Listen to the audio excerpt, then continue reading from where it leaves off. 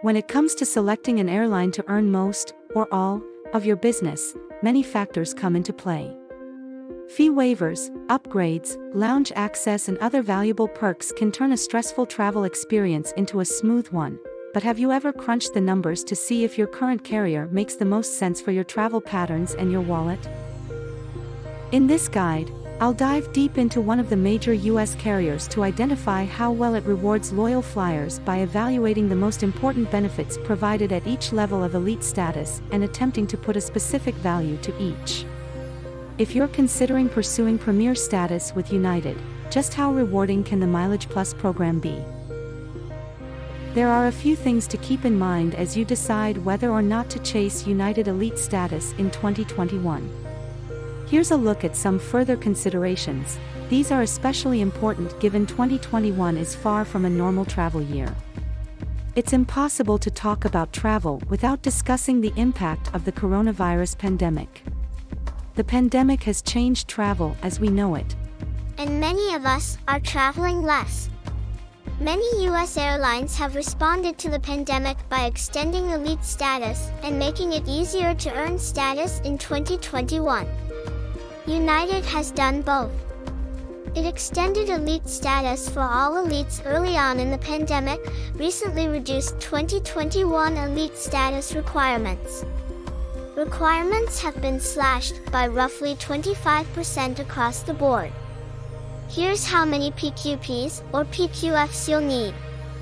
Silver, 3,000 PQPs plus 8 PQFs or 3,500 PQPs. Gold, 6,000 PQPs plus 16 PQFs or 7,000 PQPs. Platinum, 9,000 PQPs plus 24 PQFs or 10,000 PQPs. Premier 1K, 13,500 PQPs plus 36 PQFs or 15,000 PQPs. It's also worth noting that United awarded bonus PQPs to existing United elites to aid in requalifying for status in 2021. That said, I am not reflecting these status qualifying changes in this article. Likewise, I am not taking the coronavirus's impact on travel into account with my valuations. Additionally, elite status requirements will eventually return to normal once the pandemic is behind us.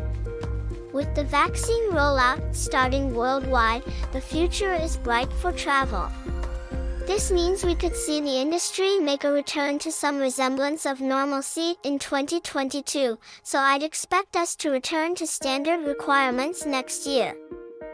Does United have a large presence at your home airport?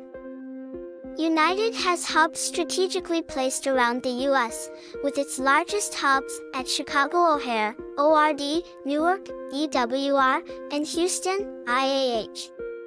Likewise, it maintains large hubs at Denver, DN, Guam, GUM, Los Angeles, LAX, San Francisco, SFO, and Washington Dulles, IAD. United is also the second largest carrier at Honolulu, HNL, Airport. If you live near one of these hubs, United status could be a great option.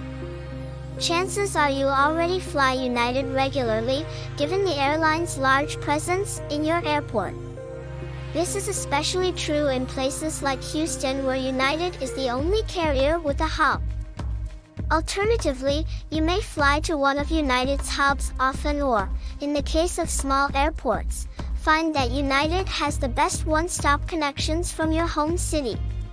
Whatever the case may be, look at your flight habits and see if it makes sense for you to move the bulk of your flying to United and its Star Alliance partners. For example, if you live near Atlanta, ATL, you may want to skip United Elite status. The airline has very limited service from this airport when compared to Delta. On the other hand, it may make sense for someone based in Des Moines, DSM, to pick United, as all airlines have limited service to the city. Plus, you can conveniently connect through Chicago. You can fast-track to United Elite status with a credit card. It's also worth noting that you can fast-track your way to United Elite status by spending on a United co-branded credit card. You'll earn 500 PQPs for every $12,000 you spend on your card, up to 1,000 PQPs per year. This means you have to spend $24,000 on your card in order to get the full PQP bonus. Some of the cards eligible for this PQP bonus include the United Explorer card, United Club Infinite card, and United Business card. In previous years, this only counted up to United Premier Platinum status, but has been extended to Premier 1K status in response to the coronavirus pandemic. Keep this in mind as you work through our valuations, as you may not need to fly the full requirements to earn Elite status.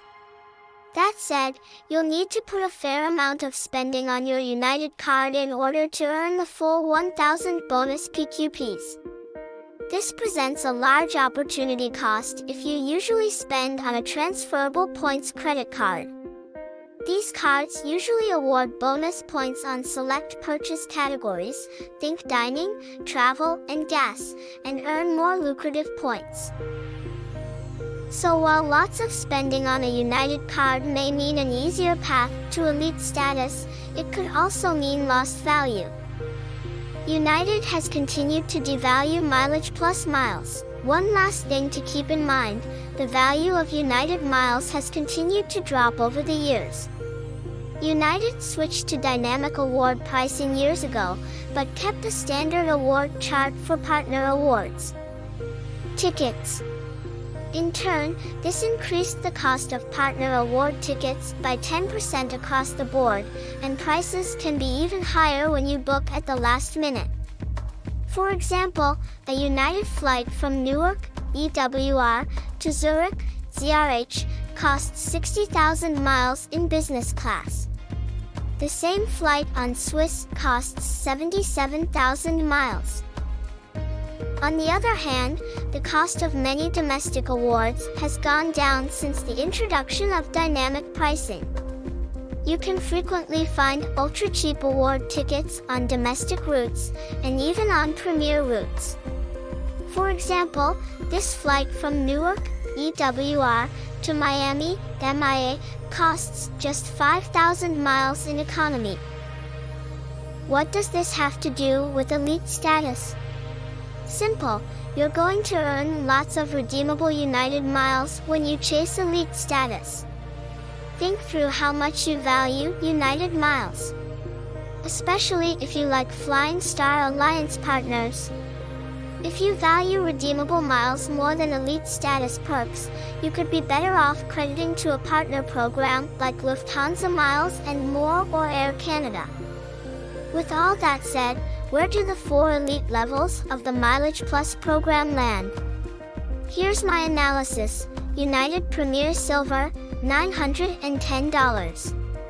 The lowest tier in United's program is Premier Silver status, which requires at least 12 PQFs plus 4,000 PQPs, or just 5,000 PQPs. United Premier Gold, $2,520. The second tier in United's program is Premier Gold status, which requires at least 24 PQFs.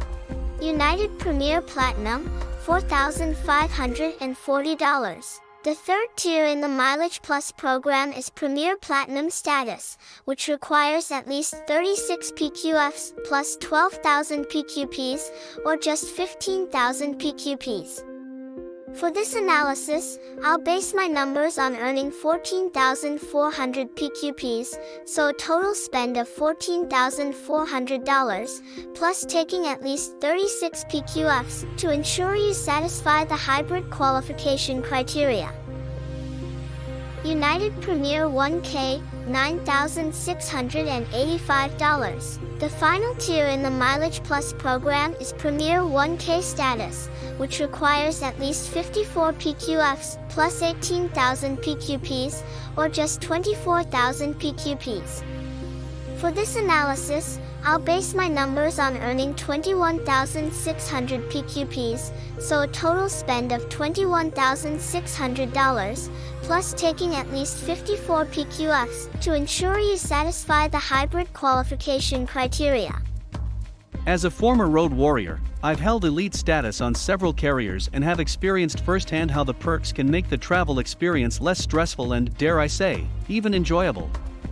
That being said, every traveler has his or her own set of benefits that make it worthwhile to pursue elite status. If you're in the market for a new preferred carrier in 2021, have United on call.